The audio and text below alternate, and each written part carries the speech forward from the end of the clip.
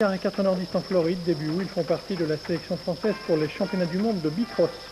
Festival estival de Saint-Riquier dans la au championnat du monde de bicross.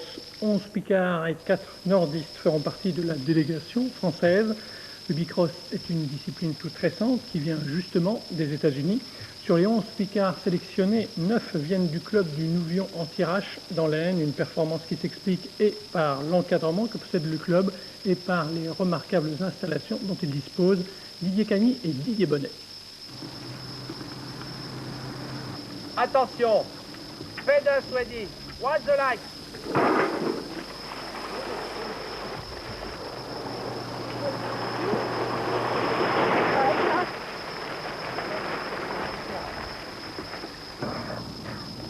Pascal, 25 ans, Anita, 13 ans, Delphine, 14 ans, Fabrice Dinounours, 8 ans, Cédric, 12 ans, Laurent, 13 ans, Béatrice, 15 ans, Stéphane, un transfuge venu du Nord, sans oublier Jean Langrand, champion de France. En tout, 9 Nouvionnais sur les 15 picards et nordistes sélectionnés pour les championnats du monde de bicross aux États-Unis. Un premier grand voyage. Je vais à Orlando, à Disney World, puis à Miami, en Floride. Tu as déjà pris l'avion ? Non, Pas trop peur de prendre l'avion ? Comment ça se passe ? ben si, un peu. J'ai un peu peur quand même. On continue son effort jusqu'au bout. C'est bon, c'est bien. Ce que l'on ramènera à coup sûr, c'est des souvenirs, d'excellents souvenirs, parce que, comme vous avez pu le constater, ces jeunes sont très émus à l'idée de faire ce merveilleux voyage. Les États-Unis, c'est l'Amérique, il n'y a pas de problème. On y va grâce au sport, et je pense que c'est là aussi une très grande satisfaction que de pratiquer un sport, de faire des voyages de surcroît. Je crois que c'est formidable. Quel que soit le résultat, de toute façon, nous reviendrons très fiers des États-Unis.